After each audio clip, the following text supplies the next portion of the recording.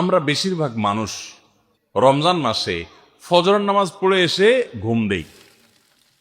আপনার যদি রাতে ঘুম না পুরে আবার দিনে ডিউটি থাকে, ঘুম একটু যদি যাওয়াই লাগে, তো ফজরের পর পর ঘুমাবেন না। আলহামদুলিল্লাহ, আমাদের বাসায় আমরা এটার প্র্যাকটিসটা প্রতি বছর খুব হার্ডলি করার চেষ্টা করি। ফজরের পর পর কোনো ঘুম নেই, ফজরের পর একটু কোরআন তেলাওয়াত করেন। প্রথম প্রথম চোখ ভেঙে আসবে, কারণ আপনি ভোর রাতে উঠছেন, অভ্যাস নাই। তো যাতে চোখে ঘুম না আসে সেজন্য নানান বুদ্ধি বাইর করে ঘুম দূর করেন, একটু উঠবস করেন। ওই টাইমে বসে ফজরের পরে আপনি তেলাওয়াত করেন, জিকির আজকার করেন, সকাল সন্ধ্যার দোয়াগুলো পড়েন, এটা দোয়া করেন, রমজানের কিছু আমল করেন।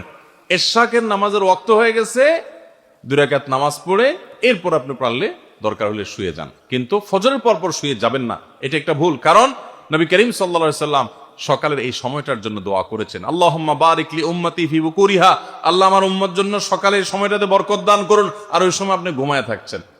তো রমজান মাসে আমরা এটা ভুল করি, এটা আমরা করব না যথাসম্ভব।